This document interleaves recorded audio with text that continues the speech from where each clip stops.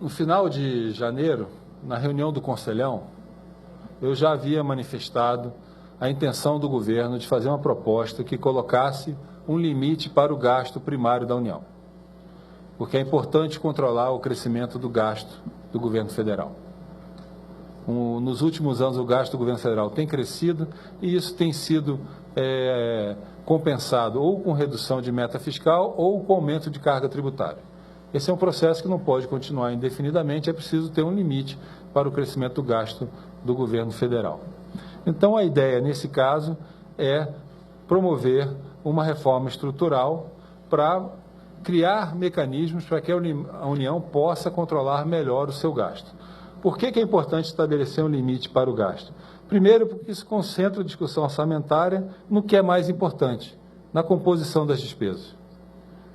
Ela concentra a discussão entre uma relação de custo e benefício entre os diversos programas. Se eu vou colocar mais recursos na saúde, eu vou ter que tirar recursos de algum lugar. Se eu vou colocar mais recursos no investimento, eu vou ter que compensar isso de outro lugar, porque eu tenho um limite de gasto dado. Essa é uma discussão orçamentária que todos nós vivemos no dia a dia das nossas famílias, das nossas empresas, e tem que ser assim também no governo federal. Em segundo lugar, ao colocar um limite para o gasto público, eu evito a necessidade recorrente de aumentar a carga tributária. Se o gasto estiver controlado, não precisa aumentar a carga tributária.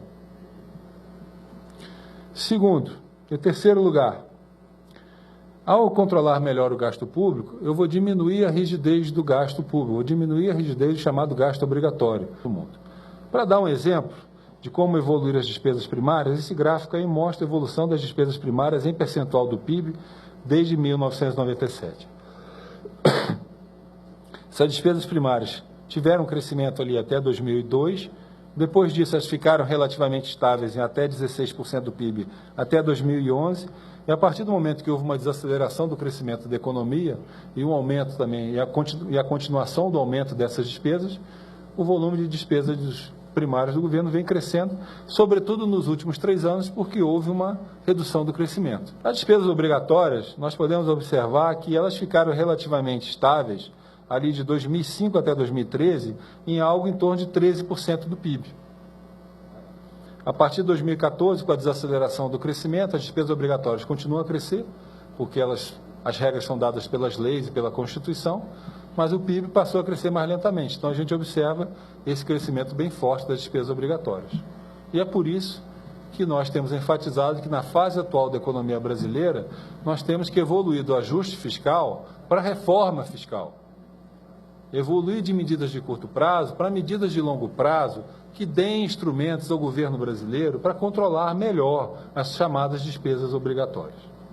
Passando para as despesas discricionárias, essas despesas apresentaram um crescimento maior, sobretudo a partir de 2013 e 2014, e a partir de 2015 nós fizemos um forte ajuste.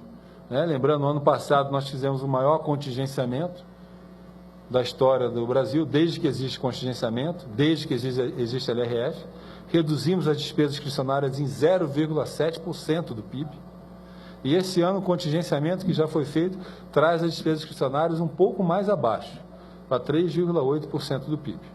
Infelizmente, isso não é suficiente. Por quê? Porque de cada R$100 de despesas primárias, R$ 91,50 são despesas obrigatórias. Só R$ 8,50 são despesas discricionárias. Então, no curto prazo, o governo tem um controle muito pequeno sobre o volume das suas despesas. Então, para endereçar esse ponto, como nós já tínhamos pré-anunciado na reunião do Conselhão, e desde então temos trabalhado em conjunto com a Casa Civil e o Ministério do Planejamento, a nossa proposta é estabelecer um limite, um teto para o crescimento das despesas primárias federais. Se ficar verificado na elaboração da lei orçamentária que a despesa pode exceder esse limite, serão acionados cláusulas automáticas de ajuste de despesa. Para quê? Para trazer a despesa para baixo desse limite máximo.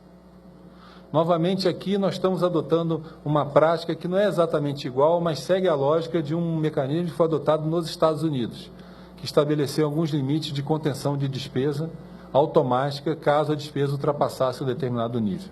Esse ajuste automático, ele envolve 3 estágios sequenciais. O primeiro estágio você restringe a ampliação do quadro de pessoal, vedando a criação de novos cargos e funções e alteração de estruturas de carreiras, e também contratação de pessoal, ressalvadas as reposições necessárias. Há também uma restrição a aumentos reais. Há permitido aumentos nominais de salário, mas há uma restrição para aumentos reais de servidores. Há também uma restrição a aumento real de despesas de custeio e despesas discricionárias. Se você está com gasto excessivo, não é adequado você aumentar esse gasto em termos reais. Se ele não for suficiente, nós vamos para um segundo estágio. Qual é o segundo estágio? Aí você tem uma vedação de aumentos nominais. Você não tem um aumento nominal de despesas com servidores, ressalvado o mínimo constitucional, que determina o aumento mínimo. Também há uma restrição à concessão de novos subsídios, novas desonerações.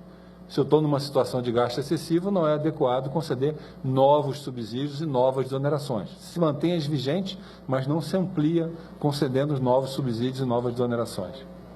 Há uma restrição ao crescimento real da despesa discricionária de custeio, e aí você tenta manter as despesas de custeio e despesas discricionárias no mesmo nível real, e uma redução adicional das despesas de cargo comissionado. O terceiro estágio de ajuste de controle de despesa envolve, e é o último estágio, envolve um conjunto de limitações adicionais. Se os dois estágios anteriores não forem suficientes, o salário mínimo continuará crescendo pela inflação. Está garantido o crescimento do salário mínimo pela inflação.